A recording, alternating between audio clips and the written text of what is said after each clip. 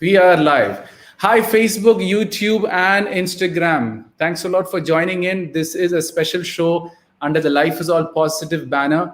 As you know, we are creating a set of team of people coming together in order to spread positivity to this community, to the system, to this world.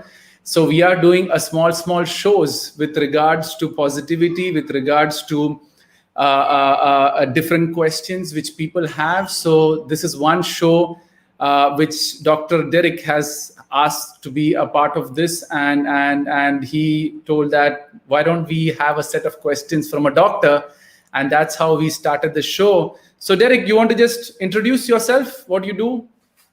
Yeah, I'm right now doing my BDS from my Institute of Dental Science in Okay. Kerala. It's my final year. I'm doing my internship right now. Great, good. That's good. So yeah, go ahead. How do you want to start your questions? Yes, I'll start off with a very common question, a very simple, commonly asked question. Um, does like does money buy happiness? Is there any correlation? Because right now in today's world, everyone is behind money, behind this piece of paper. So, is there any correlation with money and happiness? Because I have heard multiple answers, so I just wanted to hear Okay. your version. My views on money, and if is money the real reason for happiness or not. See, what I believe is happiness, there's negative happiness and positive happiness, so I don't want to get into that. But my perspective about money is that is money is one part of positivity. One part of positivity means you have your relationship, education, health, finance, and love. These are the five main aspects for anyone. And if they have this in balance, is when they truly be a happy or a positive person. So, relationship, education, health, finance, and love. This is the five aspect, and it goes in order. And that is the beauty of life. So, money always comes forth. But the beauty is if you have a really good relationship, if you have health, if you have education, money will automatically come. Mhm. Right, but what people do is they want to be a part of this money first, and they slowly begin to slip and get it all wrong. Now, for example, Derek, if you really look at Bill Gates, Yeah. he has all the money, but right now he's going through a divorce. So does money really give you happiness? It is one question which you really deeply have to think. You have all the money, but no health. You want the money? I'll tell you, Derek, I will give you all the money. Give me all your health and your energy. Would you give it? No. Mhm. Would I, if I tell you, I will keep you alone in a room, let your mother be my mother, let your father be my father, take all the money, but give me this relationship. Would you give that? No. No. So these are the factors which so you have all the knowledge, right? I'll say in exchange, give me Yeah. money, give me all the knowledge which you have studied, and which will make you a very dumb person. Is money everything? No. Mhm. So money is just one part of life. Money is just one concept about life, and it is needed to get to a little bit of completeness of life. So money is Okay. not everything, but money is one thing, Mm. right? But then if you have a loving family, if you have a complete strong family, you just need little money only. You don't need that much money to feel happy also. So it's all about the perspective of what you're going to do with the money. There are many people who are living a very poor life, have so many plots, have so many properties, but still living poor, because they'll say, how can I sell my property, my ancestors' property? Mhm. Right? There are so many people who have a very rich father, but the rich father says, I can't give you any money. So, as I tell people, money is just one bit of the thing. It is not everything. But when you start seeing money as everything, you will lose everything else with time. Right? The richest man in the world also divorced and single. Microsoft in the process of I'm not saying if you become rich, you'll get divorced. But what I'm trying to say here is that is where the doubts are, and money is just one thing. That's what I would say. Yeah. Doubt clear on that? Or if you want to Yeah. counter me, feel free to counter me also, right? Go That's ahead. fine. Yeah. No, sir, does like everyone says money gives us financial independence. So isn't that a good See, financial thing? independence is more of a created thing, because at the end of the day, no one is financially independent. You are dependent on someone for finance.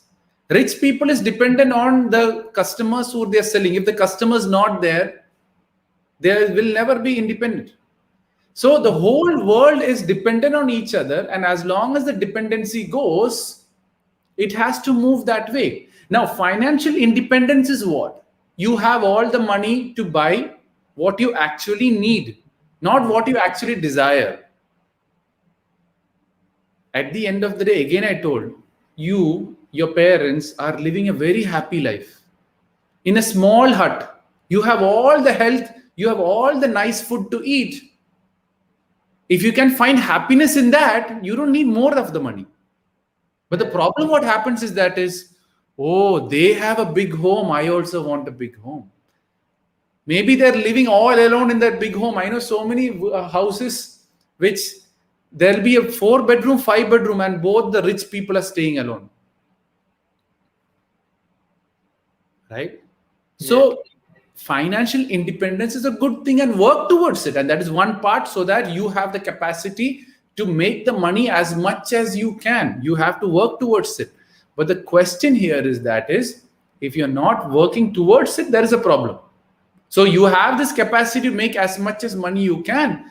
Go and make it. Because if you don't make it, someone else will make it. So the problem here is that financial independence also, after you have the money, you want more. After having the money, you want more. But the question is, what are you going to do with this more? Right?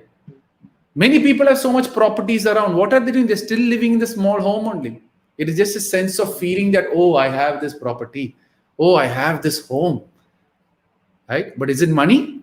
That is a question. Is it giving now you have big, now I'll tell you something. I will fill your money with home. I'm sure you'll be worried the robber will rob it and go. Yeah. That will give you mental pressure, mental stress, and mental pain. So having too much money also, you should know how to manage that money, and you will get financial independence. But if you don't know how to manage money, people will misuse their money and go also. So everything should go in balance. Balance is where real positivity is, and many people are not. Some people are there completely on health. Oh, I want a good body. That is all matters for me. They go to gym, they have the body, they make the body, everything they do. But no finance, no nothing, no relationship. What's the point of that? So people have to stay as much as balanced they can. And when you're in balance, you will reach to peace. When you pick on one thing, that will pull you, the others will pull you down. When you pick on everything, everything is going to push you up. So when you push only for money, relationship will pull you down. Right? Or other things will pull you down, or health will pull you down, or something else will pull you down. But if you have everything in balance, nothing's going to pull you down. It's only going to make you grow. Yeah. Got it? Yeah. Yeah. Go ahead. The next question. Yeah. So it's like follow-up question. So you mentioned like a person, yeah, they have multiple properties, but they don't want to sell it, and they still live in a hut. So my question is, I see many people, they're emotionally attached to their their house, their car, their. So is this a good thing, being emotional attached to See, materialistic things? emotionally attached, it is, from my point, it will bring a negative impact. Yes. Because the property is not yours. It was someone else's hand once upon a time. Your grandmother passed it on to you, and that is how it is actually going on. What I tell people is, any land which you're not going to sell, is you're just keeping it with you regardless of whatever happens or not.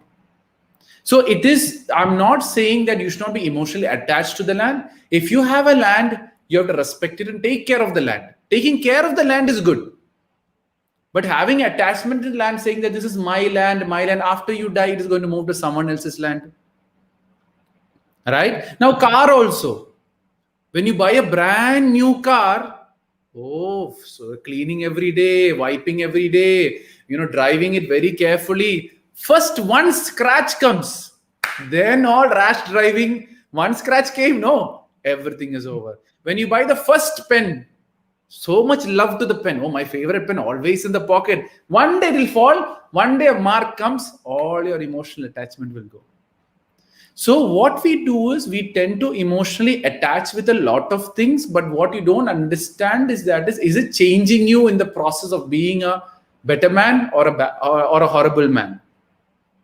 So what you need to do is yes, I have this land. It came from my parents. Many people have property fights. I really don't know why. And most of the property fights generally happens in their old age. When they're 40, 50 only, their father will give the house. Too much fight. I say, you are only going to have it for the next 30 years. What is the use of this fighting? No. My land, my justice. I need to fight for it. What is going to happen unless the relationship is getting spoiled? So getting emotionally bonded is good, but then you have to think practically also, because at the end of the day, if you don't think practically, then it is, many people have this land as, they're transferring from their ancestors to ancestors. Maybe that has a grace in the land or something else in the land which needs to be kept within you. Right? So there's many reasons why people are selling, but emotionally bonding it is going to hurt you in the process regardless. So do you think this being emotionally attached affects our growth in life? For example, suppose we get a college placement very far from our house. Yeah. So I have seen people, they'll be like, it's very far, I don't want to go there, because they're emotionally attached to the family, to their house, to their surrounding. Likewise, a government job, which is, they get a transfer very far. So they say, I know that I don't want to go there. I'm emotionally attached to this place, to my surroundings. So do you think being emotionally attached affects our growth in life, our progress in life? Yes, 100%. Because what happens is maybe your growth is somewhere else. Point number one. Second thing is, if you sometimes what happens is the dream which you have might not be supported by your family system. If it's not supported by your family system, you have no other option than to move out of the system, because if you don't move out of the system, you are going to self-destroy automatically. Right? Because the system is going to hit you down. But then if you're finding all the happiness sitting in your system also, why leave the place? The point is, many people tell this question also. If you hang around with the same friends, your life is generally the average of your same friends. So if you hang around a lot with your parents or your family, you are going to have that family thought process only. That is why I tell some people, you have some excess of money, go travel and see India or see the world, so that you know different people, different ideas. If you stay within your own well and say that well is the most beautiful well which I can have, you will never grow, because you think my well is the best, And one fine day when these wells mix, if you're not strong enough, you are just thrown away and a new well will take over that place. So growth is change. Only if you change, there is growth. If you don't change, there is no growth at all. So moving to a new place, if it gives you growth, go ahead and go. Right? But have a proper plan and then go. Don't blindly go. Many people, this opportunity is there. I can run away from my parents, so then I will go. Many children go outside just because they want to run away from their parents. My parents are so strict, let me just get out a hostel somewhere and then enjoy my life. That is a wrong way of growth. So make sure you don't get that through that way. Okay. The next question. Yeah. Sir, in in our life, whenever we have a financial problem, how do we tackle it? Should we reduce the expense part or try to increase the income part? How do we tackle a financial problem? So, whenever you have a financial problem, the first thing is, do I have any loan or not? First thing, am I owing money to someone or not? Because owing to money on someone is the biggest pressure for any financial person. So, how quick can I close this financial issue as much as I can? Get a job, get a part-time job, work double shift, get overtime, or work part-time, go work for this, go sweeping. Something you find a job, remove your respect, remove your ego, and go find a job and pay off your loan first. Once you do that, you will have a relief that, okay, now I just have to pay for myself. After doing that, next is to grow from there. Again, get a job or your favorite job or apply for various things. Once you have money coming in, then automatically you are going to work it up from that perspective. So financial first thing is all the debt you have, all the loans you have, work out to close it first. The next step is find any job or whichever form you can to get the income coming in. Once the income starts coming in, invest that money in your growth or in education. God bless the world. So education, and then so that automatically you would get out of it with time. It is going to take time. Many people are going to make fun of you. Many people are going to question you, but then it doesn't matter. For me, getting out of the financial issue is much more bigger than my name or fame or whatever it is. Okay. So follow up question, like right now everyone wants to get rich quick, very fast. So everyone wants to start a business or a startup. So we see a lot of people taking loans, and getting into trouble. So what is your stand on that? Should we take See, loans or should we do my business with the money we have? What is your my concept is right now the big marketing is going on for entrepreneurship. There is a big marketing going on starting your own business and startup. That is normally done because a certain set of people want to be much more richer than the actual people. For example, you would see many of the big guys saying that education is not good. You need to leave the education, be your own, start up a business, start up and all that. So indirectly, my gut feeling is that Indian education is very strong. The only way the rich people can misuse people is when they cut the education from them. Right? So if you're too smart enough, people can't fool you. So what the big guys are saying, no education, I am a dropout, you can also do the same. I am a dropout, you can also do the same. All the rich people promote, I am a dropout, I am a dropout, I am a dropout. Indirectly, that is being an indirect motivation for many of the youth to drop out. Did you ever see Dr. Abdul Kalam saying, don't study? no? He always told that education, education, education. Whatever education doesn't matter, but for him, education was very important. But all the big rich guys will say education is crap, education is crap, education is crap, because more fools they have, they can fool them more and make more money out of them. Right? So the marketing is hitting so much to the youth nowadays. Start your business, be your own, don't be dependent, go on independence. That is how you have to do. So slowly, they're all being driven into it. That is the first concept as to why most of the youth is starting on. The second concept is if you're starting into a business, be worthy of running a business. If you never ever have worked in a company, you don't know how a business runs. So that is why 70 to 80% of startup fail most of the time. Who makes the money? The other people who are in the other business is going to make money out of you. So you invest, someone is taking the money and going.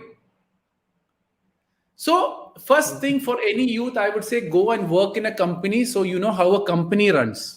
Because if you don't know how a company runs, you can never run a business. Or someone smart enough who can be a part of that. But most of the smart people will misuse you because you are dumb. Third thing is, if you're putting your own money, make sure you only put half the money which you have, because in case if you have something wrong, you can pay off that half money and get out of it.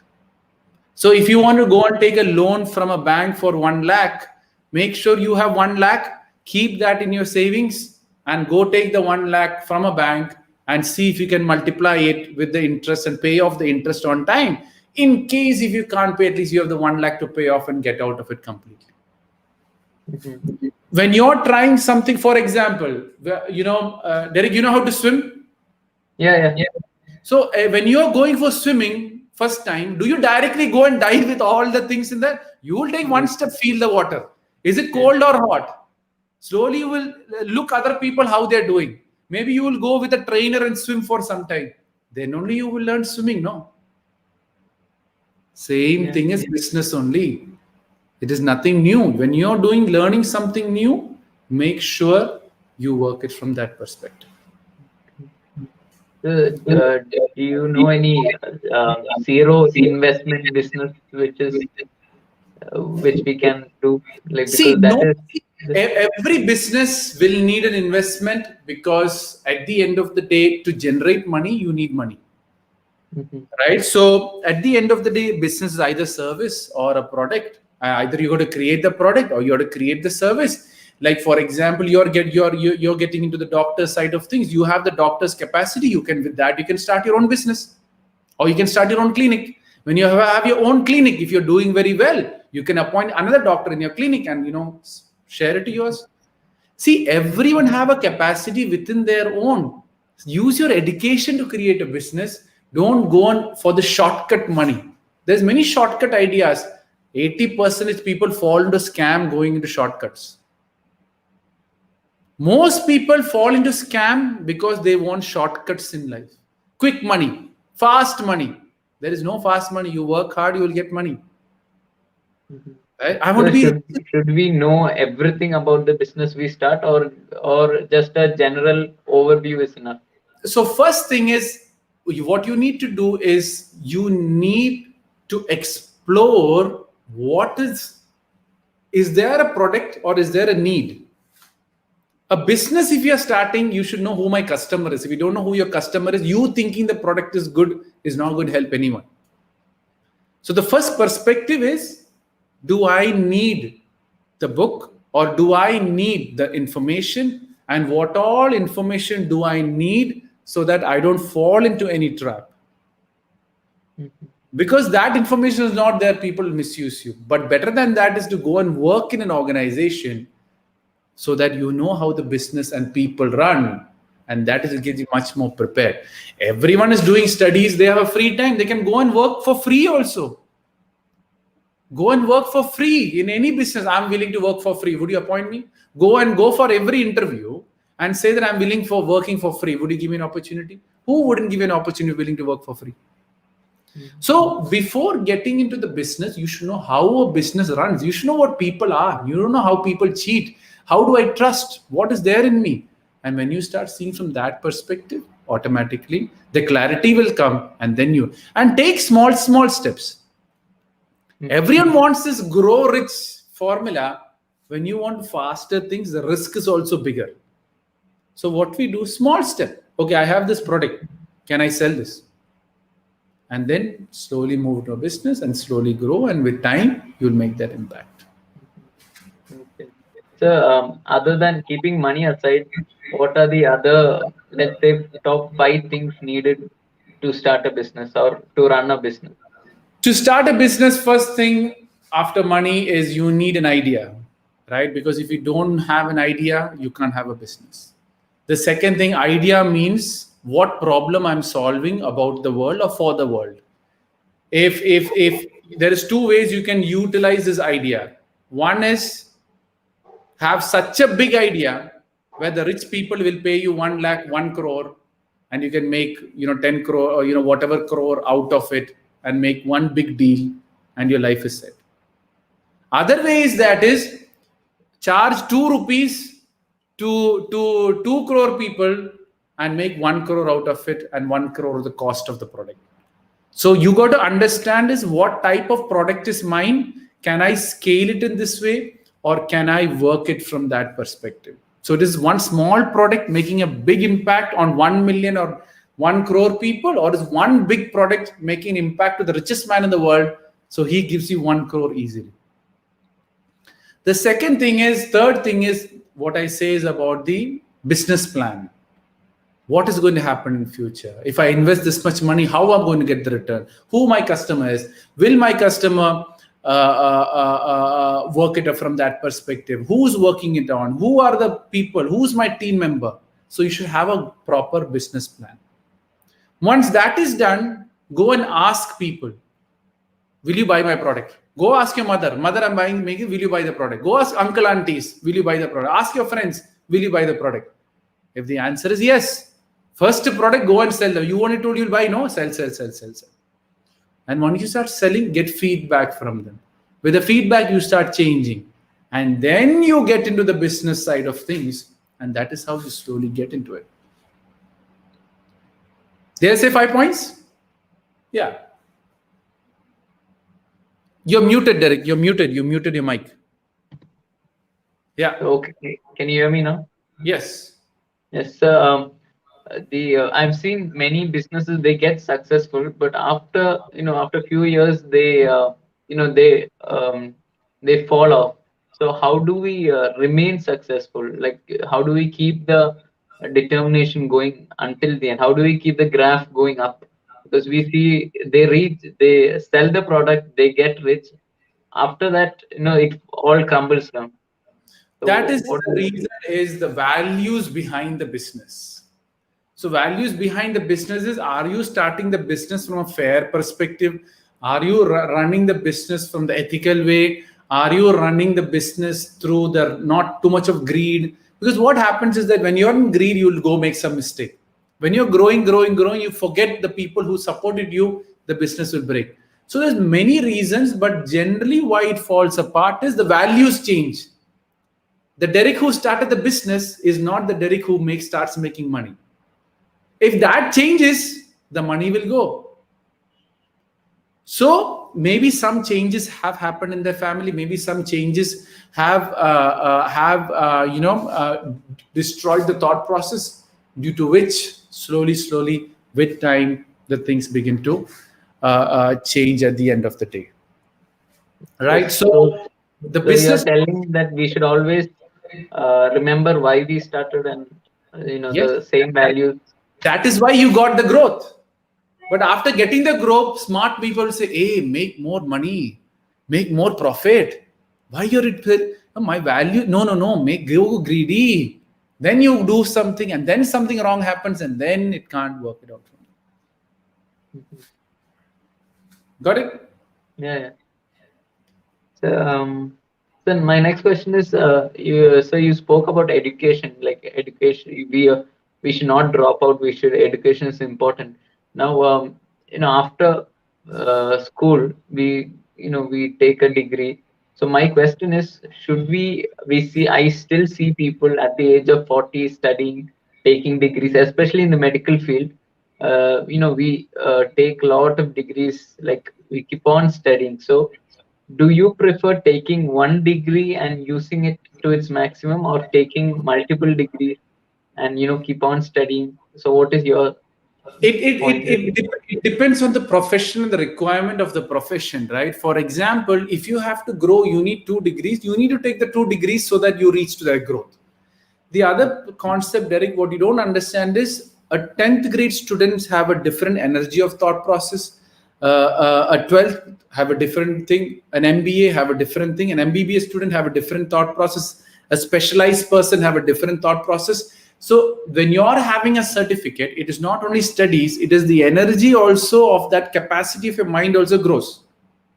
It'll start interlinking all together as you have more degrees.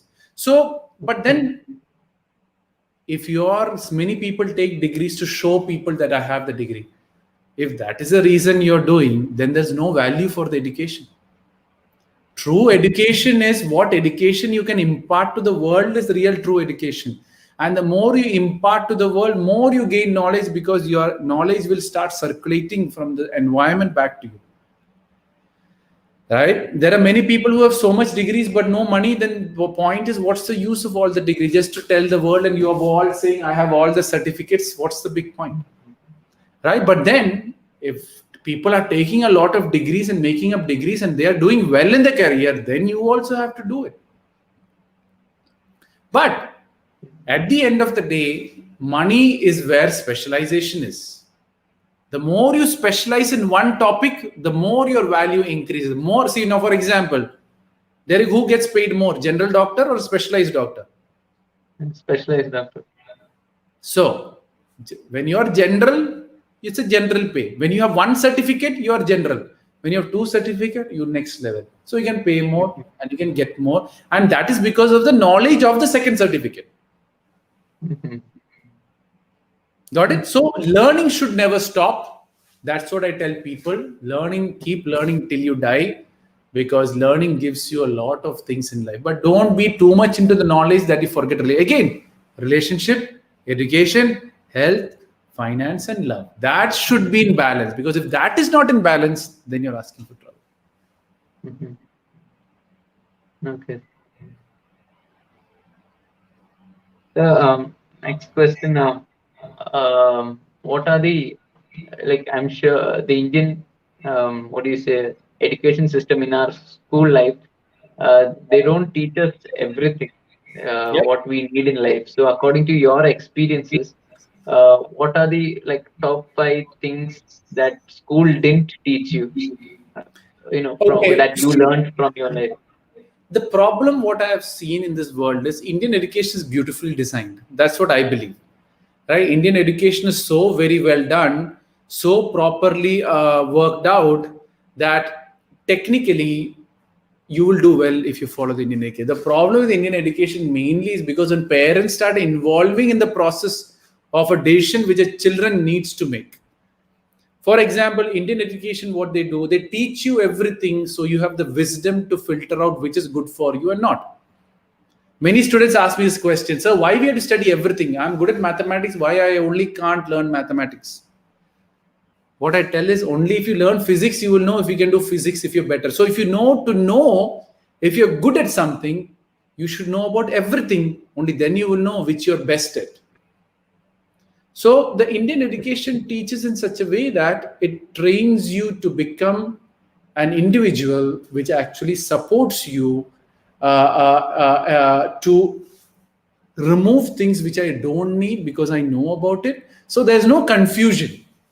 Or else what happens is that slowly when you move on, a confusion will step in. And once a confusion starts stepping in, then it starts further spoiling your career and working it out. So what you got to think. So what was your question? Education? What was the question? What are the things that you have learned Okay, from that school. school didn't teach? So see, education teaches you a lot, right? School is not only teaching you science. School teaches how to manage people. School teaches how to manage seniors. School people how to manage good relationship. School teaches you about trust and trust breaking. School actually teaches about life. Many people think that school is all book. It is not all book.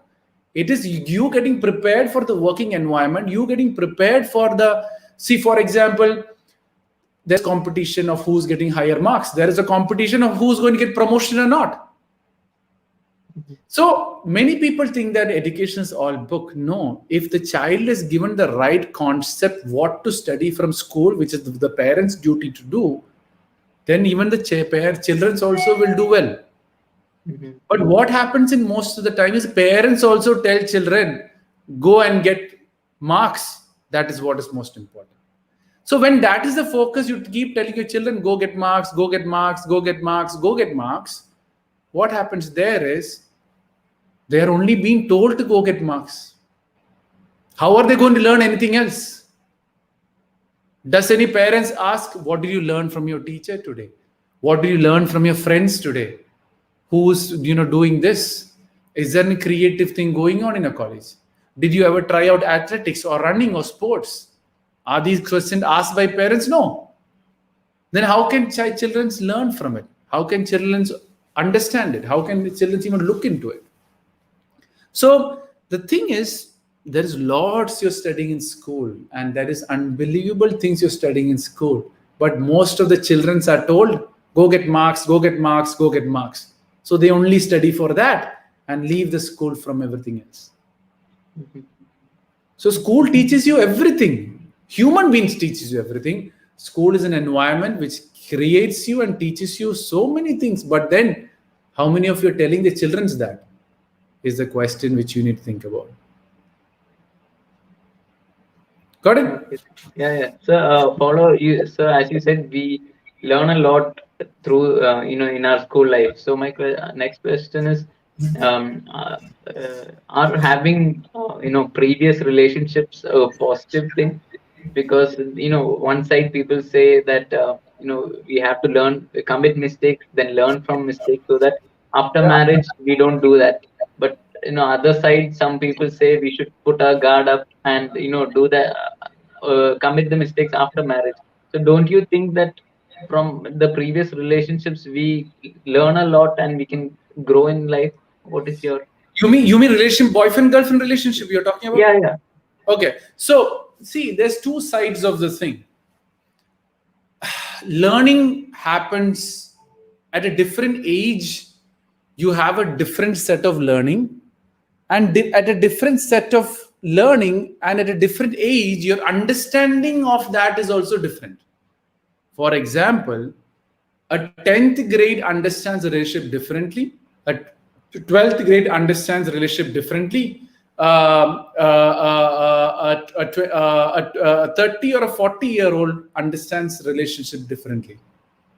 So when you go early, yes, you're having the experience, but my question to everyone is why have that experience when you yourself can grow and be such a great person with time? You attract the right person into your life. The problem here is most people get in a relationship at school and they have that relationship. The heartbreak happens. They are learning it fine. It is good. I'm not saying it's not wrong that they're learning the process. But then, even after marriage also, you will learn the same thing. But then that time, you are a guy who was never into a relationship. So a guy who's never into a relationship have a different level of maturity. And a guy who is in relationship, who breaks up, who has another relationship, who breaks up, has a different maturity relationship. So if you stay single and be that great successful person, the person who you attract also will be the girl who understands your energy. But what happens is if you have this college life relationship, you give away love, you give away love, you give away love. When your marriage comes, you don't have any love to give because you've exhausted it in the relationship, in your past relationship. So that way, you won't have that experience. My concept is very simple. Be someone first so you attract the level or the same level of person who you have become. So Dr. Derek will have a different girl to match him. But a 10th standard Derek will attract a different girl. If she's not right, the breakup will happen. You'll be demotivated. She'll be demotivated. Someone will think of dying. Someone will have a lot of pressure. That pressure won't make you Dr. Derek at the end. So my concept is very simple. Be the doctor first. So the doctor comes into your life. Not at the 10th grade when you're still figuring out, I want to be a doctor and engineer. You get an engineer girl and then a breakup happens. Does that make sense? Yeah. Okay. So, still talking about school life, do you even college life or is competition a good thing? Is healthy competition a good thing? Because everyone says we have to compete with ourselves, but is it practically possible? Because even in school we are, competing for the first rank. Even in college, even in life, we are always competing with others. So how practical is it? Or That is competition a good thing? for me, competition is a bad thing with other people because whenever you compete, there is a loser and there is a winner. And as long as you don't understand and adjust to the loser and the winner concept, someone is going to be demotivated, someone is going to be frustrated. What I like is, which you told in the first part, competition with yourself is the most powerful thing anyone can go through. right? Compete yourself, which means today I'm getting up at 7 o'clock. Tomorrow, how can I make it 6:30? Today I'm like this son. In future, can I be a better son? Today I'm this kind of a doctor. Future, can I be a better doctor? Future, I'm going to be a husband. In future, can I be a better husband with time? So whichever role is given to you, make sure you grow in that role. Don't compete with them. In competition, what? Either you will lose or you will win. Why compete when you can compete with yourself? Win over you. Slowly, slowly, you will reach where your body or God or universe wants you to reach at the end of the day. That is how you got to see. Competition is not good at all, right? Because you're wasting time. You're trying to beat someone. So Why even waste healthy time? competition with others. No, why are you beating someone? My if you're an athlete, my timing is 10 minutes. I'm going to make it 9 minutes. That is it. I win the race, I lose the race, I fall in the race. That is making my 10, I've made it 9. I am successful. Right? If you're an athlete, you're running, don't say I got first, second, third. My timing is 9 or 10. I've made it 9.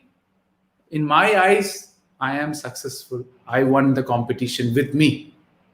That is how people should see and not crossing it. Okay. There any advice for the the teenagers or any 20-year-old that you regret not doing, or things that you would go back and change right now when you look back? Uh, I wouldn't change anything of my past. I just love my life.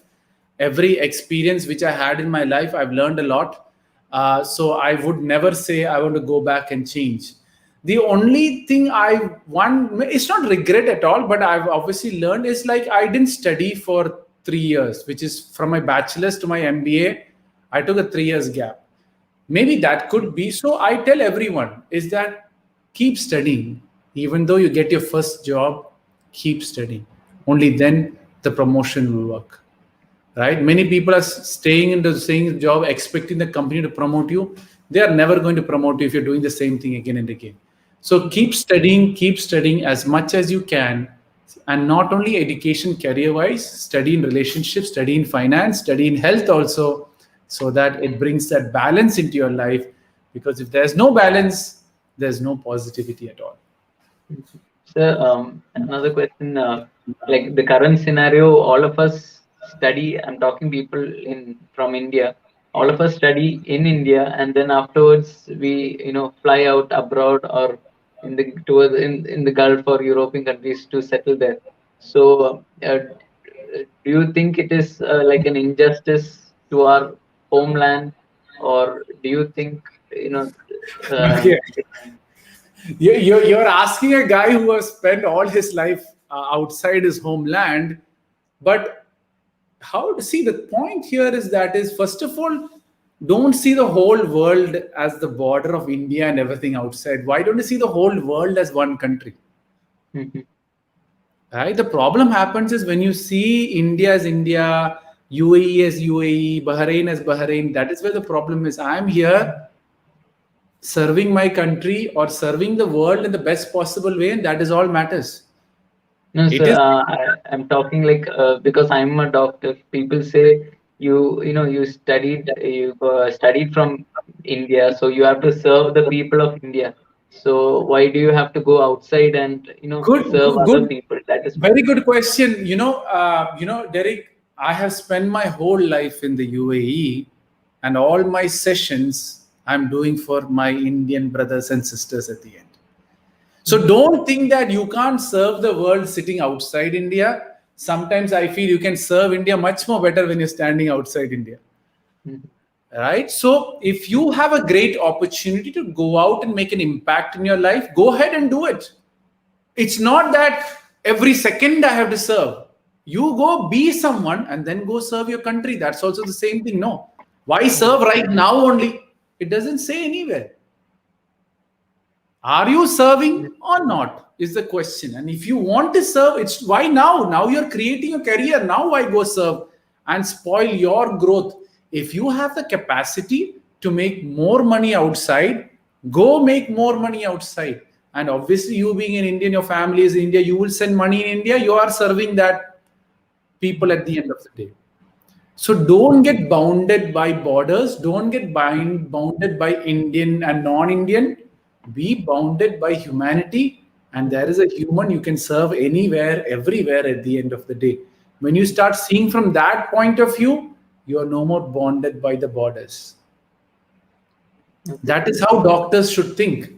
It is, how can I serve the one person who comes to me? Rich, poor, Indian or UAE, poor, successful or unsuccessful. My opportunity is to serve, and I'm going to serve humanity regardless of his color, regardless of his country, regardless of anything what he is actually. When you start seeing from that perspective, the doctor's level begins to change. So my next question is, all of us want to remain in a comfort zone, but I believe to grow in life, we have to get out of our comfort zone. So how do we do that? How do we get out of our comfort zone and be comfortable over there? So growing out of the comfort zone is all about knowing the values of what you get when you come out of the comfort zone. Like, for example, if I get out of the comfort zone, what am I getting? Right? What am I gaining? If you have a very good idea of what you're gaining, you will get out of a comfort zone automatically. For example, many people are saying, for example, let me take a guy, he's saying, sir, I don't have job. I don't know what to do. I tried out everywhere. I'm sure if his father passes away or his family members passes away, he will find a job automatically when he's hungry. So getting out of the comfort zone is based on the concept or the growth which he is looking for. Automatically. Now, for example, every day you're sad. Your birthday comes, that day you're fully energetic. You completely come out of a comfort zone that day. Party, gift, and all that thing. Because for you, that day is very special for you. So getting out of the comfort zone, you should know the value. And when you know the value, the power will get you to get out of the comfort zone. But what people do, I don't want to change. The whole world is doing that. Everyone is working here. Why I have to change? You will be like everyone else. So change, if you really want, you will get out of the comfort zone. For example, every day you're waking up at 10 o'clock in the morning. But I'll say, Derek, there is a tree. If you go under the tree every 4 a.m., you will find 1 lakh rupees in a box. But if 5 minutes passes away, that money won't be there. I'm sure you'll get out of the comfort zone of 10 o'clock and you'll get up every day at 3:30 or 3 o'clock to get that, because 1 lakh is very important for you. Got it? So it should be important enough for us. Derek, anything is important, you will do. But the point is, how do you know if it is important? You should know the value which I'm going to get. Right? So, Many another thing, like we. Yes. Yeah, go ahead. So we get a lot of thoughts. People say you have to listen to your heart. Some people say you have to listen to your mind. So how do we know which thought is from the mind, which thought is from the heart? How do we? 90% of the human level, generally, most of the things come from the mind. Sad, anger, happiness, emotions, anger, frustration, stress, excitement, entertainment, thrill is all in the mind. Heart only knows to love. Heart only knows to care. Heart never expects anything. Heart just loves humanity. So anything what you're doing because you love doing and without expectation in return is generally from the heart. I'm doing because I want to be a doctor. I love doctor because I love serving the people. That is all coming from the heart. But the day, yeah, this guy is a very rich guy, I will tell him extra tablets and make commission out of making the tablets and selling him more tablets. That is mind. So, in simple terms, it is very difficult for human to differentiate what is mind and heart. Whenever you do something, the result is positive, it is your heart. If the result is negative, it is your mind. So only actions will tell you whatever you've taken is your heart or if it's a mind. So that is why I tell people, don't think positive, don't try to be, go and take positive actions. When you start taking positive actions, automatically you will start, growing, and automatically you will take the actions, and automatically your heart will drive. But at the end of the day, whatever you love doing and totally do it, that time you're generally listening to your heart. Before every wrong thing which your mind says, the heart will always say once, don't do it. But you will say, no, mind, I have to do it. That is how we differentiate that. Great questions, Derek. Really, really interesting question you're asking. So that is good. Yeah. So next question is like, how do we let go of the past? Let it be an experience, let it be a relationship, let it be a incident or anything. The mind, it keeps on bringing up, brings it up every time. Whenever we think that we should not think about it, we automatically think about it. So how do we stop our mind from, digging up all the past experiences which haunts us? How do we get over that? First of all, I tell people is you can never forget your past. It's impossible for you to forget your past.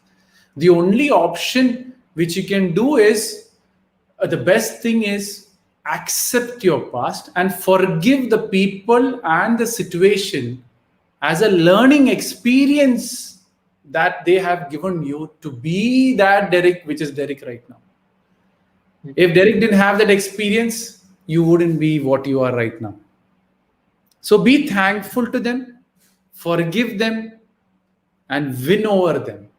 And then your mind will stop thinking automatically. But what we do, we try to blame them. My life, I'm struggling because of them. No, you took the wrong people into your life, so they made you struggle because you wanted the struggle. So when you start seeing it from this perspective, slowly, things will begin to change. So forgive, see what is there for me to learn, and see what improvements or changes I need to make. And that way, it will start forgiving, and the thought will go. And find the answers as to why and the mistakes what I did, and make sure you don't repeat it. Then automatically all your thought process will go calm down.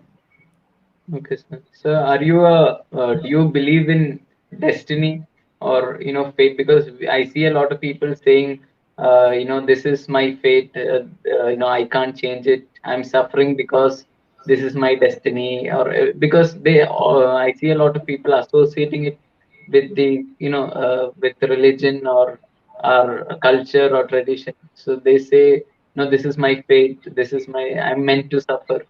My star says this, this thing says this. So do you believe in destiny? This is a beautiful question after a long time getting it. So let me explain. There is two types of destiny. One is a supreme destiny, which no one has access to. Very few, very, very high level people would have. But to my knowledge, most of the general people will never have access to that future or that destiny. So let's forget that part. That is everything what I'm doing is being written right now. It's already written. Means I'm talking Derek, it's already written. Me moving my hand like this, and now I'm moving my hand like this. It's all written in the supreme destiny. But then there is a human level destiny, which is completely in your control, which means if I clap my hand, my hands are going to hurt a little bit.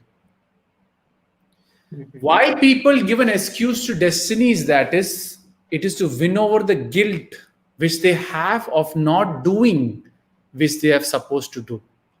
So Derek, what happens when a person has guilt, they'll have this complex. To suppress the complex, they put the blame on God or destiny, saying that everything is my destiny.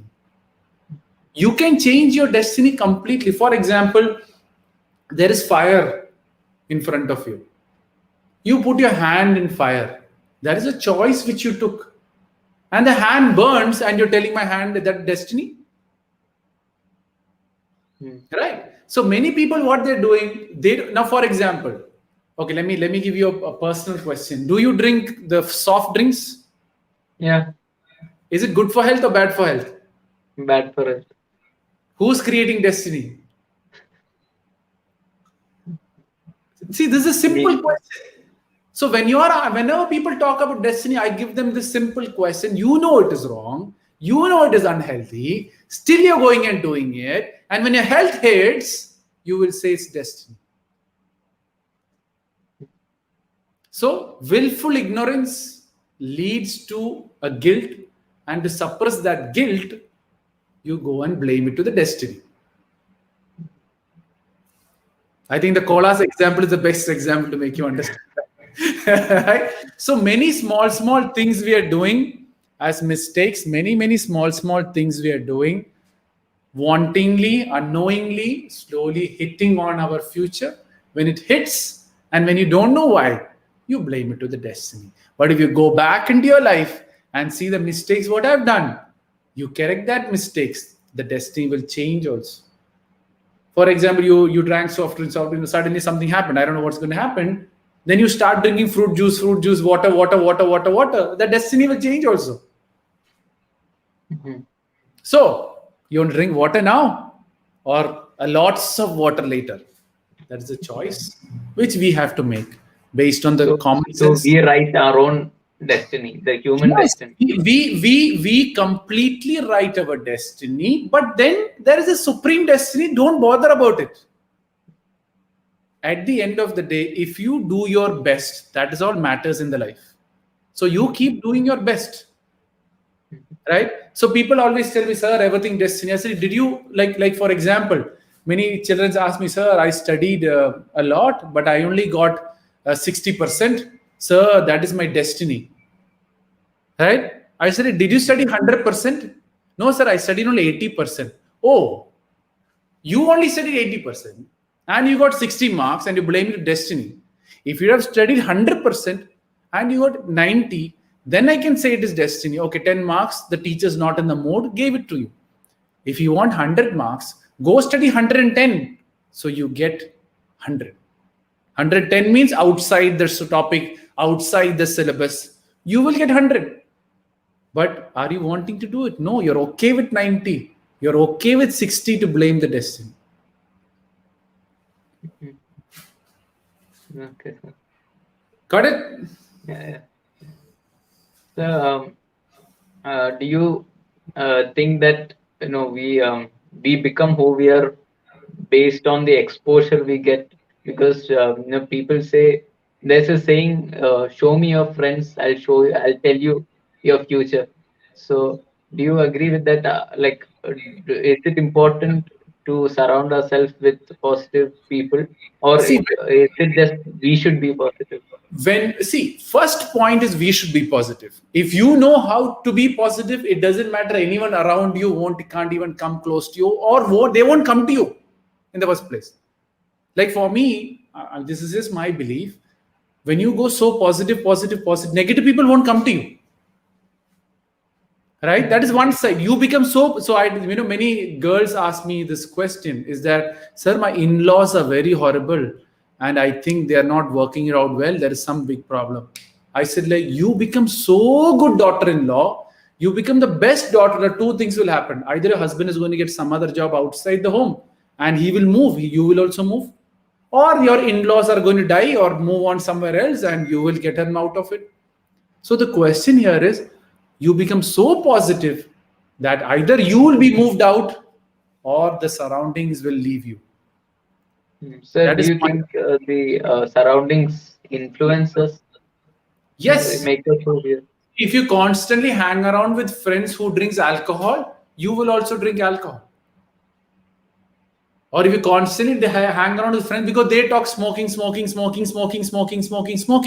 will think, even I will also smoke and see what everyone is doing, no? Mm-hmm. So what happens is, it's like water. You have 10 glasses of water. out of which two glasses are white and the remaining glasses are black. When you come and hang around with each other, you mix your water, he mixes your water, everyone will balance and neutralize and become black. Right? But then if you're a black glass, go mix around so much with white, their water will mix, your little bit will go everywhere, then they will make it white again, and slowly you will also wholly become white. So that was my question. So even if we are positive, don't you think it's important for us to hang around or surround ourselves with the same, people who have the same vibe, or because just by us being positive, don't you think it's like it's too much for us? Because No, see, Derek, what happens is that is now some people tell that I'm very positive. Obviously, people whoever, not you, in general, they come with a negative situation only to me. Right? When you know how to manage positivity and when you know what is positivity all about, negativity can't hit into you. Because you have the positive guard so powerful around you or whatever it is. So when you become positive, the negative friends won't come to you first. But then if you're already in negative group, it's best to get out of the group, because you know what? Our mind is not so strongly positive, face them. And plus you have emotional bond also. And that emotional bond will destroy you further on also. And what friends will do? Derek has a positivity. Let's pull his positivity and neutralize the friend. Negative people need a group to survive. Positive people can survive alone. Right? You would ever see people who smoke or people who drink, they always need a company. But a person who drinks water don't need company. He'll just drink water just like that. okay, sir. Got it? Yeah. The next question, like, you think, where do you think our like the current generation, our generation has gone wrong, or what are the mistakes that our generation is making compared to yours? Where are we going wrong? See, for me, all generations are the same. All generations have their own learning experiences. All, Deepa is keep on messaging and messaging and messaging. Let me see what she says. So today's web series also influenced us. Yeah, thanks a lot for Derek for asking these beautiful questions, which is helping you out. Deepa says, nice, Mishra. So yeah. So what is Vaishnavi saying? The best thing to do is to be safe soon. I just hope. Okay, she's just putting an added on. So yeah, so those are all great feedbacks. Thank you a lot, Deepa, for all your you share message like 10, 15 messages. So I thought to just tell hi to you. So what I believe is that is every generation had a body, mind, and heart. That doesn't change. It is just the environment changing. My point is, it's not the problem with the whole generation, it is a problem with the whole family. Right? If the family is messed up, whichever generation you are, the whole generation also will be messed up. Right? So what you need to see here is that is, when you talk about a generation, it is not the youth, it includes their parents also within that generation. So the youth is being created based on what the parents are. So it's not the youth going wrong, it is both the father, mother, and the youth going wrong, making it all messed up. But generally, if you ask me what's the biggest issue which I've seen in the youth is they spend a lot of time in other people's entertainment, other people's news. Even olden days also, they want to know what neighbor is doing, they want to know what the uncles and aunties are doing. Even old age it used to happen, but it used to stay within the group only. Now everyone is worried about what the celebrities are doing, are they married, who they are marrying, what cricketers are doing, what is that. You spend a lot of your precious energy in getting entertainment from other people. So one of the reason, can it be social media? Because right now social media, compared to the earlier generations, they didn't have that. So do you think that social media has influenced You the you you you you think that they didn't have that. you don't think that gossiping never happened when social media was not there? Mhm. Social media is a place where people gossip. Hey, look at that person, like. Hey, look at this person, like. Derek, I think when you're a little more younger, all the gossip was gossiping only, Hey, who's the good-looking guy? Hey, who's this girl? You're in what is our social media? You put your picture, how many likes you got, how many. Same thing is happening on a different level in social media only. Right? Long time ago, your mothers used to see TV serials, they're addicted to that. Your father is addicted to watching news. The youth was addicted to watching cricket. Now people are addicted to watching social media. Addiction was always there long time. Drugs were there ages before. Entertainment was there ages before. Only the type of entertainment has changed. The population has increased, but it's only the type of things changing. People are not changing. Few people who understand the truth will change. The remaining will be addicted to something or the other. So Do it's you not. think? Yeah, go ahead. Yeah. So do you think this generation is more materialistic right now? You think your old grandfather was not materialistic? No, sir. Right now we have more options, so Yes. So the options are there. Make sure you know how to filter it out. There is again Coke or water. Option is there. Obviously, your grandfather had only water or coconut water or whatever it is. But the point here is they didn't have that much of information or wisdom. Right now, the youth have a lot of information also, but they're not using it. They had that limited information and they used it well. You have lots of information, you're not using it well. So the problem is not with the generation, the problem is how you're processing the information. Mhm. Olden days, there was less information, but from that, they knew which one. Because they have spending a lot of time in the agriculture, they're spending a lot. So that time, they don't have time for so much of these things also. But now everything have moved in the office work style. So you have a lot of time. And that time, are we using or misusing? Because old age people, they never misuse their time that much. But obviously, some mothers gossip. They lifelong. They will take the phone and gossip and gossip and gossip and gossip and go. Yeah, that is social media in olden time, Mhm. right? Or so last time before, if you see the 40, 50 years, social media was phone call. Before that, social media was photographs and sending letters by handwritten. But it takes time to reach the other person. But that time it was social media. Media is always there for ages. If not media, physical media will be there for ages. So things don't change. It is just the type of change things which are changing. Humans are humans. Humans don't change. Body, mind, and heart. That's what humans always had.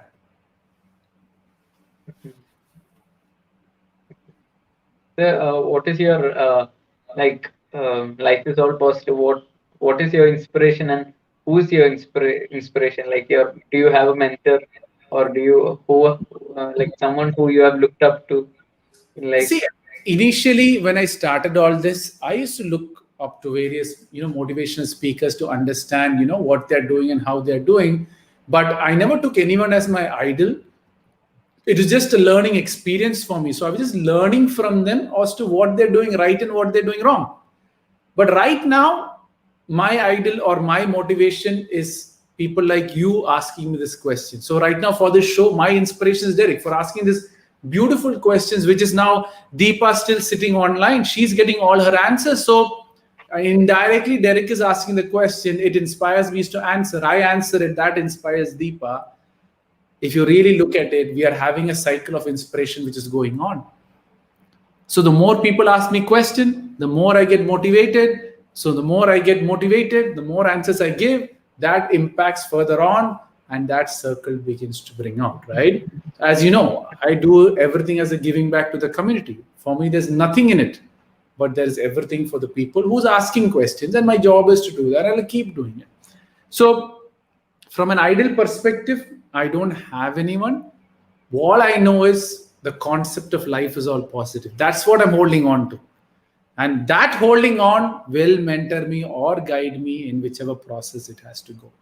What I tell people is the messenger is not important, the message is important. Hold on to the message and not the messenger. Mhm. Okay, sir.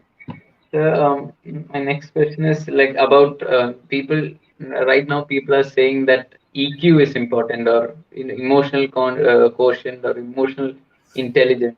So, what do you have to say about that? Like, how important is First, EQ compared? first there was IQ, then there was EQ. There's one more new thing. I don't know what it is. There is another Q which is more hotter than EQ now. See, my perspective is emotions is completely in your control. The day you stop expecting from people, you have all the EQ which you want, right? If I expect Derek has to respect me in a certain way, and if Derek doesn't give me that respect, I feel bad. It is because I'm expecting. If I expect a thank you from Derek, I don't get the thank you, I feel bad. If I do a session and people say a lot of bad things about it, I feel bad. Yeah, I'm not expecting. I'm just doing because I love doing. When you're in the concept of doing what I'm love doing, So, don't you think it's the basic human nature to expect in return? Because yes, everything what we that is do. why it's the basic human feature to get emotional and get hurt also. Why people are hurt? Derek, have a scientific look at it. Why people are hurt? There is an expectation. Something I planned, something I expect, it didn't work. I'm feeling bad about it. When are people happy? When whatever they expect happens, they're happy. Right? Any emotion. Why are people angry? They thought of something great was going to happen, it didn't happen. I get anger. So this all these emotions is sitting with expectation, and the day the expectation drops out, automatically all emotions EQ will start working in your favor. Okay, sir. So, I believe in every relation, let it be husband, wife, or brother, sister, anything. Love is important, but more than that, I think mutual respect, mutual trust, and understanding is important. So, how do we grow on that aspect? Trust, understanding, and That, respect, and all. that's a beautiful question. Again, see, what I believe is you be the best husband that you can be to the wife, and full stop it there. Your duty is to do that. And if you do that, other people have no other choice than to respect you. And if you're focusing on being the best husband, automatically you will listen to your wife. And when you start listening to your wife, automatically you'll understand her. But what do most people do after marriage? I am the husband, this is how it has to go. When you start doing that, you disrespect the person. You have no understanding because you're standing on your understanding. It is when you move from I or a boy to we, which is a girl and a boy together, is when all the respect, all the understanding will come. But how many of you really do it is a question you need to ask yourself. After marriage, many people say, I'm the husband. Right? Many people say, I'm the one. There you go, you lose respect. On the same way, we are one, you say, you gain all the respect. So how do you build it? Is every role a husband thinks of being the best husband and the wife thinks of being the best wife, all the understanding, all the love will start working out. But what happens nowadays? I am like this, I want my husband to be like that. That is where all the problem starts. If you both are like same, why do you have to get married? If you both are different, only you will have a learning experience, and then you will get to understand each other. You'll understand the masculine aspect, you'll understand the feminine aspect. Right? Yeah, yeah, yeah. So, is it over time?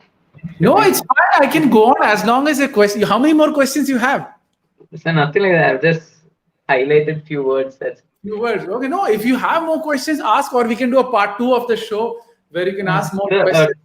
my next question is talent or hard work. Like, which is more important? Talent or hard work? What I believe is you need both in one fine of the day, because what I believe is that this talent is generally given by birth, and if you don't hard work your talent, it is of no use to you, right? For example, you study ABCD, then only you will learn English. No, you have to work hard to study English to be good at English, right? You might have the quality of the language or the talent to understand language, but if you don't practice, you forget the language, right? For example, if you know Hindi or if you know Arabic, you speak Arabic in the place, you stop speaking, you'll forget it. So whatever talent you have to keep working hard to keep that talent with you, or else it'll get lost with time.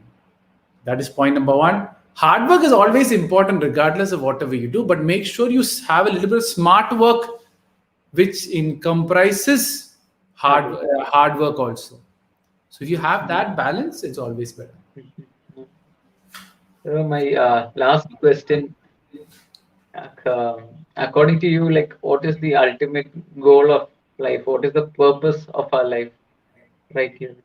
The best answer for that I could say is the main purpose of life is growth, right? And the growth is be the best Derek which Derek can be. That is all matters as purpose of life. Your mother's purpose of life is to take care of, maybe she's working or she's not working. Your mother's working? No, she's not working. So her purpose of life would be just to take care of Derek, the family, and do complete justice to whichever the person is or whoever the person is of that family is. Maybe she achieved her purpose through that only. Purpose might not be you have to be the richest man in the world. Purpose would be to do the role in the best possible way. So you feel that you have done the best in whichever form I got or whichever role I got, you meet your purpose.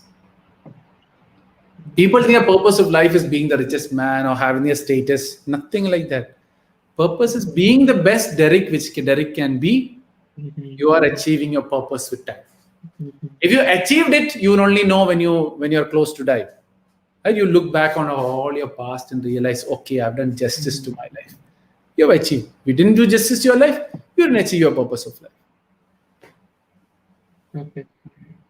Got it? That's it. Yeah, that's it, sir.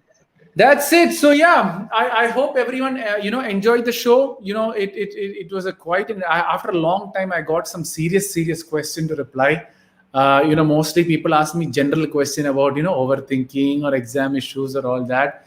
So Derek, it was really great. You had a lot of deep thoughts and deep questions, I think, which is going to help a lot of people who have listened to.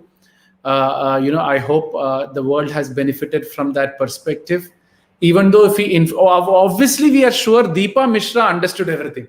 So at the end of the day, what I tell people is it doesn't matter how many people we are talking to. If one person gets the important thing which we are learning from, we have spread positivity to that one person, and maybe that person will spread it further on, right?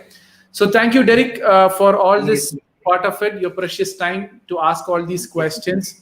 So guys, I hope you have enjoyed the show. And we'll be signing out. I think we almost talked for 8 hours and 18 minutes. I can see the timer here, but it was all great, beautiful questions which Derek has asked. So slowly let's see how we can spread it further on. And thank you, Derek, and everyone who has been a part of the show in making this a great show in a question. As I said, life is all positive. There's nothing called negativity. All right. So I'll be signing out. If you want, you can stay here, Derek. You can have a quick chat. So thank you guys, everyone. Signing out. What is today? Today is Thursday. I think there is a show Sunday. I'm not quite sure. I will keep you guys updated. Once I have it figured out, I will let you know, right? I'm signing out. Thank you. Bye-bye. See you. Log out.